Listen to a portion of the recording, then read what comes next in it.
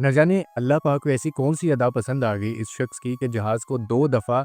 Land کرنا پڑا واپس ایئرپورٹ پر آ کر اس عامر نامی شخص کو جو ہے ساتھ لے جانا پڑا، اور وہ مجبور ہو گئے کہ جہاز جو ہے وہ عامر کے بغیر نہیں اڑایا جائے گا اور ہم وہاں تک نہیں پہنچ پائیں گے۔ بہت زبردست چھوٹی سی سٹوری ہے، سنیے گا۔ کچھ لوگ زمین پر غیر معروف ہوتے ہیں لیکن کچھ لوگ عرش پر معروف و محبوب ہوتے ہیں۔ انہی میں سے یہ ایک شخص عامر نامی جو کہ لیبیا سے تعلق رکھتا ہے اور کئی سالوں سے حج کرنے کی سعادت جو ہے وہ حاصل کر رہا تھا، اور پھر کچھ عرصے بعد جو ہے اس کی دعا قبول ہوئی، لیکن جب سیکیورٹی کی جانب سے ان کی کلیئرنس کی گئی تو عامر کو جو ہے بیک سیٹ بٹھا دیا گیا، اس کا نام اس میں شامل نہیں کیا گیا کہ یہ حج نہیں کر سکتا کیونکہ اس کے پاسپورٹ میں کوئی خرابی ہے، اور وہ شخص جو ہے وہ پھر بھی نا امید نہ ہوا۔ پھر لوگوں نے کہنا شروع کر دیا کہ تم انشاءاللہ محنت کرو، اگلے سال پھر جاؤ گے۔ اس نے کہا میں انشاءاللہ ضرور جاؤں گا۔ کچھ ہی دیر بعد کیا ہوتا ہے کہ وہی جہاز دوبارہ واپس لینڈ کرتا ہے، فنی ایشوز کی وجہ سے، کوئی ٹیکنیکل ایشوز کی وجہ سے جو ہے، اور پھر عامر کو پتہ چلتا ہے جب اناؤنسمنٹ ہوتی ہے تو عامر پھر جو ہے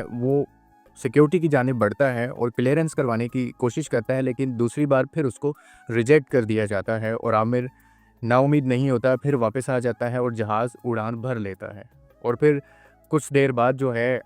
وہی جہاز فنی خرابی کی وجہ 2 دفعہ جب یہی سیم ٹیکنیکل ایرر آتا ہے اور جہاز اپنی جگہ پر واپس آتا ہے، لینڈ کرتا ہے ایئرپورٹ کے اوپر آ کر، اور تیسری بار جب وہی سیم ٹیکنیکل ایرر آتا ہے تو اڑان بھرنے کے بعد جو ہے پھر پائلٹ جو ہے وہ کہنے پر مجبور ہوتا ہے کہ یہ جہاز جو ہے یہ عامر کے بغیر جو ہے ہم سفر نہیں کر سکتے، ہم وہاں تک پہنچ نہیں سکتے جب تک وہ عامر نامی شخص اس جہاز میں نہیں بیٹھے گا، تو ہمیں یہ جہاز جو ہے یہ دوبارہ لینڈ کرنا پڑے گا ایئرپورٹ پہ جا کر۔ اور پھر جیسے ہی وہاں پر جاتے ہیں اور عامر نامی شخص کو بلایا جاتا ہے، کلیئرنس ہوتی ہے اور پھر اس کا ویلکم کیا جاتا ہے مسافروں کی طرف سے، اور پھر وہ اڑان بھرتے ہیں بنا کسی تنگی کے، کسی رکاوٹ کے۔ جہاز جو ہے وہ سعودی عربیہ ایئرپورٹ تک پہنچتا ہے اور وہاں سے عامر جیسے ہی اترتا ہے شکر ادا کرتا ہے اپنے رب کا۔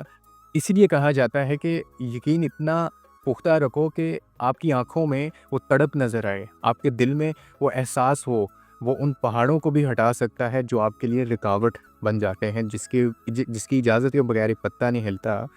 کہ یہ جہاز جہاں تک مرضی چلا جاتا، جب تک شاید عامر اس جہاز میں نہیں بیٹھتا تو یہ جہاز کبھی بھی اپنی منزل مقصود پر نہ پہنچتا۔